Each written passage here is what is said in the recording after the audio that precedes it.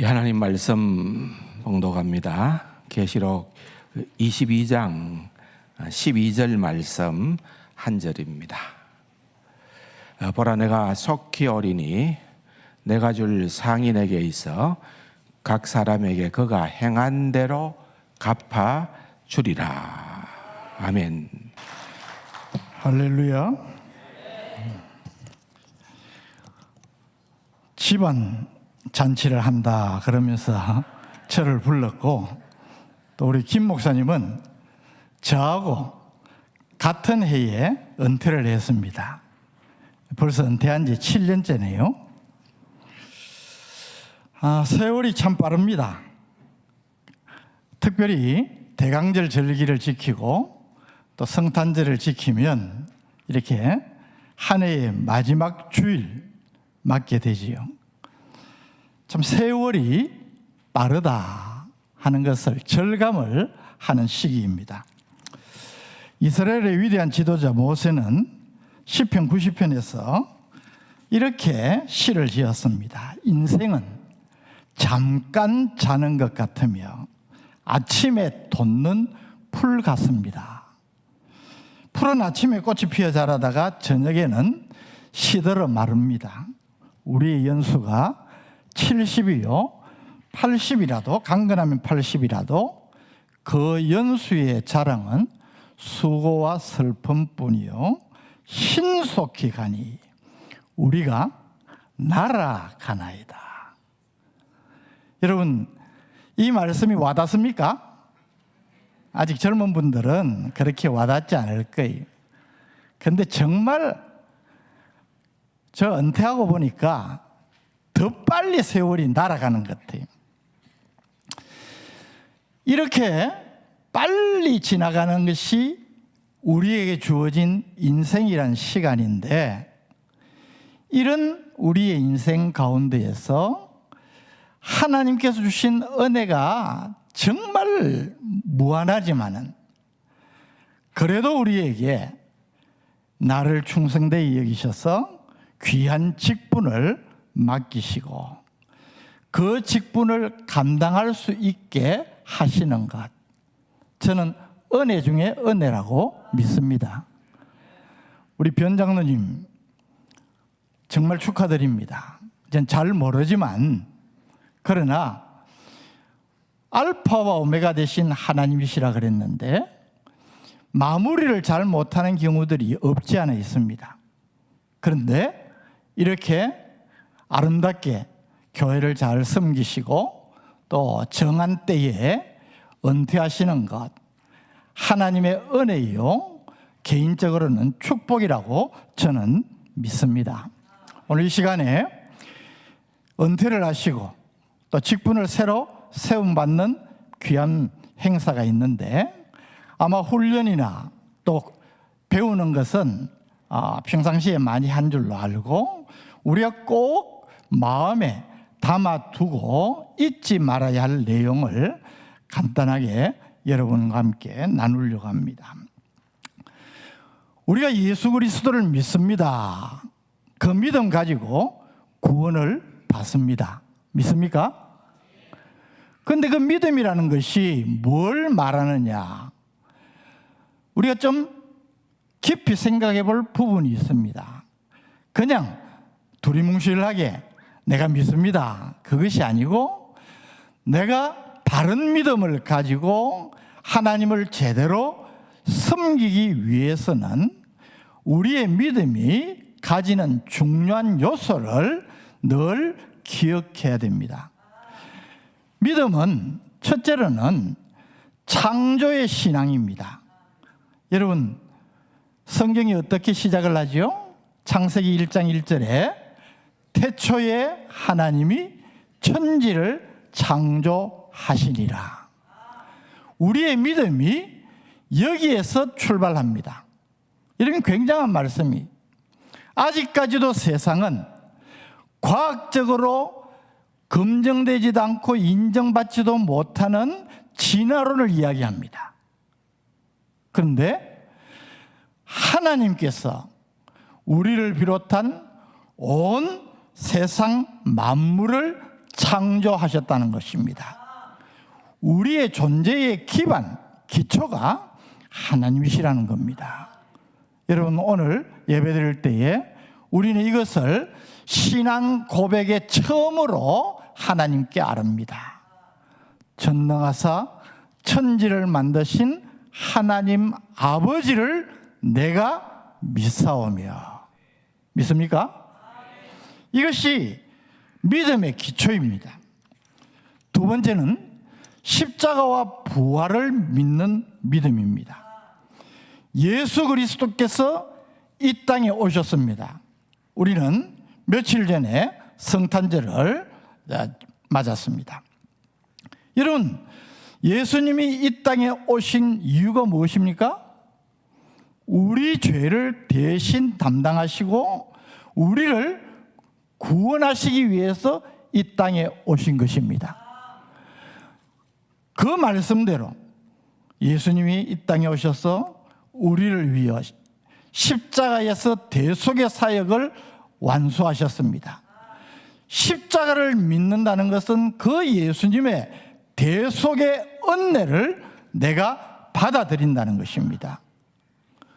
그리고 그 예수님께서 우리의 영원한 생명을 위하여서 다시 부활하셨습니다. 이 십자가와 부활은 우리 믿음의 중심입니다. 여러분, 그래서 요한복음 11장 25절에서 26절에 우리 예수님이 친히 뭐라고 우리에게 질문하셨습니까? 예수께서 이르시되 나는 부활이요 생명이니 나를 믿는 자는 죽어도 살겠고 무릇 살아서 나를 믿는 자는 영원히 죽지 아니하리니 이것을 내가 믿느냐? 여러분 믿습니까? 이것이 우리의 믿음의 중심입니다.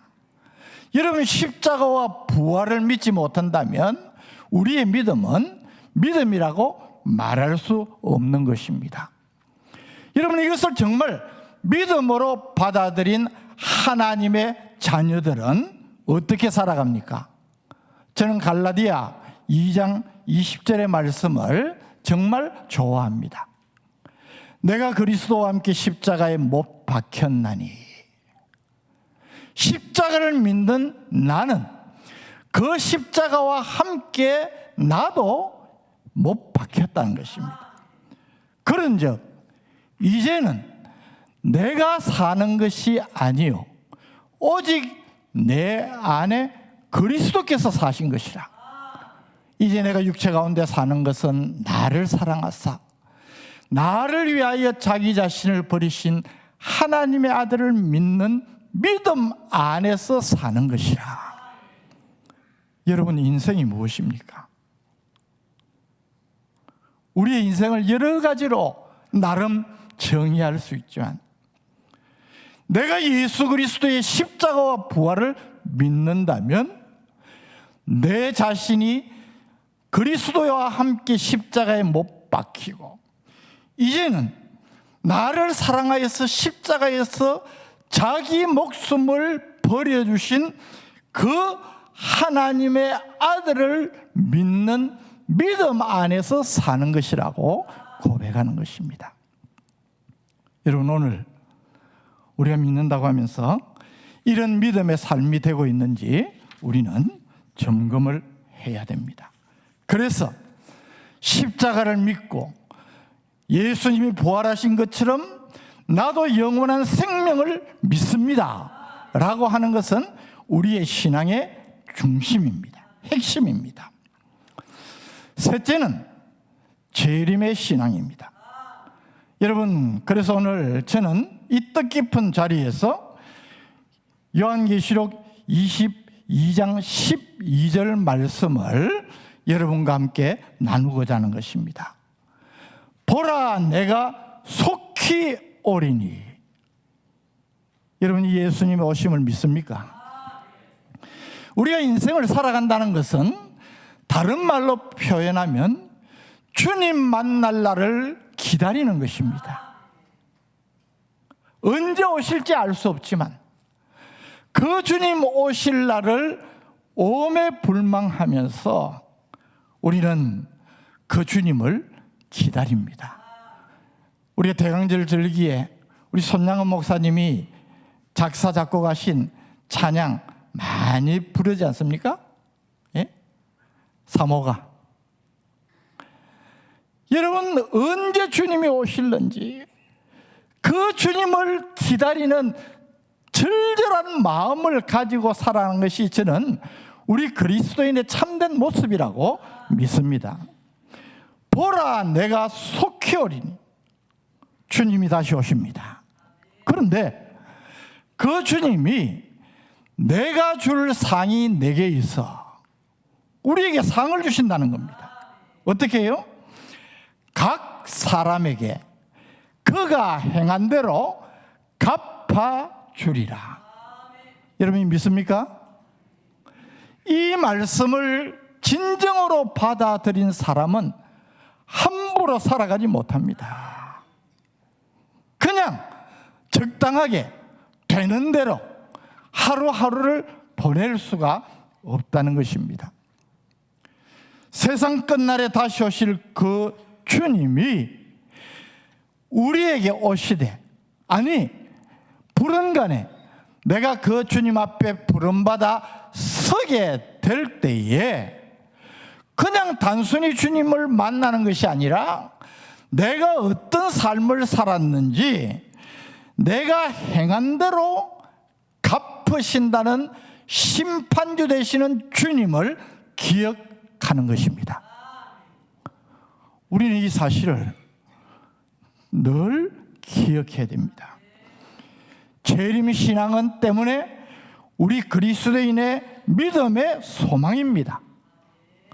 우리는 오매불망 그 주님을 기다리면서 주님 만날 날을 기다리면서 그 못지않게 철저하게 우리 자신의 삶을 점검하면서 내가 행한 대로 심판을 하시는 주님 만날 준비를 해야 된다는 것입니다. 여러분, 저는 이것이 보통 말이 아니라고 생각을 합니다. 요즘 좀 제가 이제 세월을 많이 겪다 보니까 더 마음이 절절한 것 같아요. 요즘 제가 자주 그런 감정을 합니다. 12월 초에 여러분, 저와 아내가 갑작스럽게 큰 사고를 당할 뻔했습니다. 그거는 여러분 내 잘못도 아니고 다른 누구의 잘못도 아니고 그날 안 갔기 때문에 지금 여러분 앞에 서게 되는 겁니다.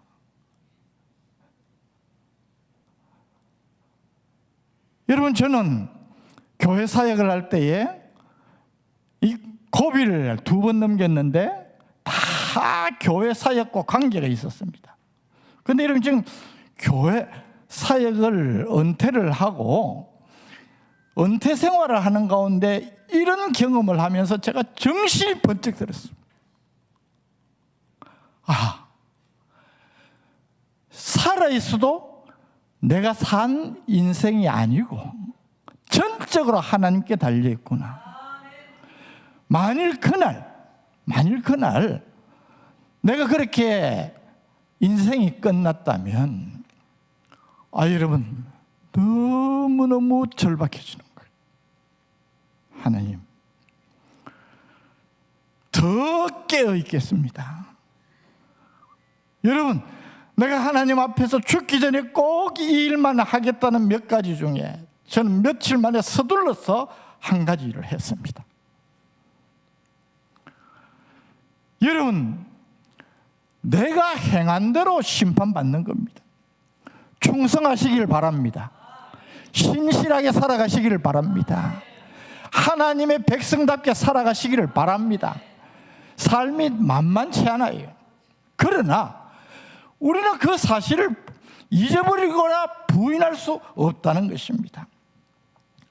여러분, 이것이 어쩌면 우리의 마음을 떨리게 만들지만은 그러나 저는 이것을 하나님이 우리에게 주신 거룩한 기대감이라고 표현하고 싶습니다. 여러분, 내가 불언간에 주님 만나기를 원합니다. 이것만 해도 가슴이 뛰는데, 여러분, 주님 앞에 서게 되는 그날에 주님께서 내가 행한 지극히 작은 일 하나까지도 기억하시고 갚아주신다는 이 말씀은 우리의 가슴을 뛰게 만들어요. 우리는 구원의 은혜를 입었습니다. 그 자체가 축복임에 틀림이 없습니다. 여러분, 구원받았습니까? 정말 은혜입니다. 그러나 여러분, 우리가 하나님 앞에 서게 될 때에 똑같은 구원이 아니라는 겁니다. 그것 가지고 하나님 차별 이야기하지 마세요. 하나님 분명히 우리에게 이야기했어요.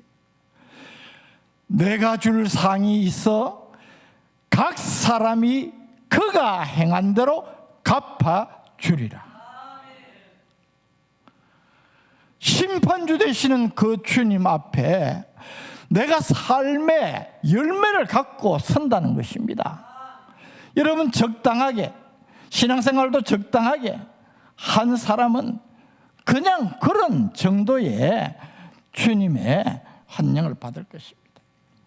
그러나 여러분, 정말 깨어 있어서 하나님 앞에서 삶의 순간순간을 놓치지 않고 늘 나를 향한 주님의 뜻을 기억하면서 살아가는 사람은 그날에는 완전히 달라진 하나님의 영접을 받을 줄로 믿습니다. 여러분, 종말장이라 불리우는 마태복음 25장, 여러분 잘 아시잖아요. 마태복음 25장에는 세 가지 비유를 통하여서 종말에 우리가 주님 앞에 서게 되는 그때에 어떤 일이 있을지를 그림처럼 보여주고 있습니다. 세 가지 비유가 무엇입니까? 첫째로 열처녀 비유. 지혜로운 5처녀와 미련한 5처녀를 통하여서 주님을 맞이할 준비를 갖춘 사람과 그렇지 못한 사람을 분명하게 보여줍니다. 다 주님 만나는데, 여러분, 정말 두 손 들고 주님 품에 안길 사람과 어이구, 이거 어떻게 당황해할 수밖에 없는 사람이 있다는 것입니다. 오늘 저와 여러분 어떤 부류에 속합니까? 두 번째 비유는 달란트 비유입니다. 맡겨주신 달란트를 가지고 충성할 것을 가르치고 있습니다. 달란트의 종류도 다르고 양 다릅니다. 여러분, 어떤 사람에게는 5달란트, 어떤 사람은 2달란트, 어떤 사람에게 1달란트 맡겼습니다. 직분으로 표현하면 어떤 사람에게는 목사의 직분, 어떤 사람은 장로의 직분, 어떤 사람은 권사 집사의 직분을 주셨습니다. 교사의 직분, 찬양대원의 직분을 주셨습니다. 그런데 여러분, 5달란트 받은 사람, 2달란트 받은 사람은 똑같은 주님의 칭찬을 받았습니다. 상급이 같다는 겁니다. 여러분, 목사가 또 뭐 어떻게 하니까 일반 성도들보다 그런 거 아니에요. 저는 이것을 좀 두렵게 생각합니다. 목사가 목사로서의 섬김을 제대로 가지 못했으면 더 엄혹한 하나님의 심판을 받는다고 저는 믿습니다. 여러분, 장로님들, 집사님들, 각기 직분이 달라도 내게 주신 직분을 하나님의 은혜로 알고 충성하고 신실하게 감당하면 착하고 충성된 종아, 하나님의 놀라운 상급을 누리게 될 줄 믿으시길 바랍니다. 그러나 여러분, 행여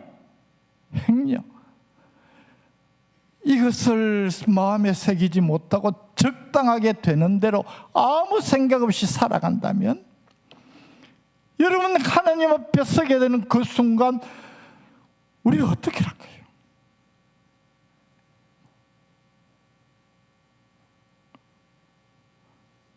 세 번째 양과 염소의 비유는 우리가 하나님 앞에서 허락받은 인생을 통하여서 신앙생활도 물론이지만 우리가 믿음을 가진 사람으로서 하나님의 은혜를 입은 백성으로서 어떻게 선한 일을 힘써야 될 것인지를 가르치고 있습니다. 여러분, 하나님은 지극히 작은 자 한 사람에게 행한 우리의 작은 행위도 기억하신다 그랬습니다. 주의 이름으로 굶주린 자, 목마른 자, 헐벗은 자에게 물 한 잔, 따뜻한 차 한 잔, 따뜻한 밥 한 그릇, 또 겉옷 하나 섬긴 것 주님은 기억하십니다. 그래서 여러분, 일을 해야 되는 것입니다. 선한 일을 해야 되는 것입니다. 나는 할 만한 형편이 안 된다. 아니, 내 형편에서 나보다 못한 사람, 더 힘들고 어렵고 고통 중에 있는 사람 얼마든지 마음만 있으면 섬길 수 있습니다. 그런 사람에게 한 행위를 주님은 내게 한 것이라고 말씀을 하는 것입니다. 여러분, 선한 일에 열심을 가지시길 바랍니다. 여러분, 선한 일에 내가 할 수 있는 최선을 다하면 이 세상 사람들에게서도 귀히 여김을 받고 높임을 받습니다. 하나님은 우리의 행위를 정확하게 기억하시고 상급으로 주신다는 것입니다. 여러분, 직분은 더 그러하다고 생각합니다. 피로 값주고 사신 몸된 교회의 직분 아니겠습니까? 오늘 이 자리에 은퇴하시는 분, 또 지금 직분을 감당하고 계시는 분, 직분을 새로 세움을 받는 분, 우리 모두가 하나님께서 내게 허락하신 이 직분이 어떤 의미가 있는지 다시 한번 마음에 새기십시다. 디모데전서 1장 12절에 나를 충성되이 여겨 내게 직분을 맡기심을 나는 감사한다고 바울이 고백하고 있습니다. 하나님이 나에게 괜히 직분 주셨을까요? 그냥 예수 믿고 몇 년 지나면 서리집사 받고 좀 있으면 아니, 내가 감사할 수밖에 없는 것은 하나님이 나를 충성되이 여겨서 직분을 주신 것 때문에 그 하나님의 뜻을 헤아리면 골로새서 1장 24절의 말씀처럼 내가 하나님의 백성들 성도들을 위하여서 받는 괴로움을 기뻐하고 그리스도의 남은 고난을 그의 몸된 교회를 위하여서 내 육체에 채운다. 이런 이 얼마나 아름다운 마음가짐입니까? 내게 주신 직분을 따라 하나님의 말씀을 이루기 위하여서 나도 내 속에서 능력으로 역사하시는 이의 역사를 따라 힘을 다하여 수고할 것이다. 바울 사도의 고백입니다. 여러분, 이 바울의 고백이 부족하지만 우리를 충성되이 여겨서 귀한 직분을 주신 하나님 앞에 감사하는 마음으로 우리도 가져야 될 자세임을 다시 한번 새기시기를 바랍니다. 말씀을 맺도록 하겠습니다. 고린도후서 5장 9절에서 10절 말씀 우리 같이 한번 읽겠습니다. 같이 읽습니다. 그런즉 우리는 몸으로 있든지 떠나든지 주를 기쁘시게 하는 자가 되기를 힘쓰노라. 이는 우리가 다 반드시 그리스도의 심판대 앞에 나타나게 되어 각각 선악간에 그 몸으로 행할 것을 따라 받으려 함이라. 아멘입니까? 여러분, 정말 우리의 가슴을 뛰게 하고 떨리게 하는 귀한 말씀 아닙니까? 은퇴하시는 장로님 수고하셨습니다. 장로님의 헌신과 수고는 성도들도 기억하지만 하나님이 기억하실 줄 믿습니다. 오늘 임직하는 귀한 직분자들, 여러분도 이 거룩한 기대를 가지고 허락하신 직분을 주님 부르시는 그날까지 잘 감당하시기를 바랍니다. 오늘 이 자리에 함께하는 우리 장로님, 권사님, 집사님, 또 가경의 교회 직분을 받으신 모든 직분자들, 우리 모두가 주님 앞에 서게 되는 그날, 내가 행한 대로 심판하셔서 나에게 영광스러운 상급을 주실 그 주님의 심판을 가슴 설레는 거룩한 기대를 가지고 마음속에 간직하며 하루하루 주어진 날을 정말 힘있는 모습으로, 성령 충만한 모습으로 달려가는 우리 모든 성도들 되시기를 주님의 이름으로 축복합니다. 기도하겠습니다. 오늘 이 귀한 은퇴식과 임직식에 우리 마음속에 설레는 마음으로 하나님의 약속을 다시 한번 새겨볼 수 있는 귀한 시간 주신 것 진심으로 감사를 드립니다. 나를 중성되이 여겨서 또 나에게 귀한 직분을 맡겨주셨는데, 하나님, 이 직분 주님 앞에 서는 그 순간까지 최선을 다하여 잘 감당하고 그리스도인으로서 마땅한 섬김의 삶을 기쁘게 살아갈 수 있는 우리 모두가 되게 하여 주옵소서.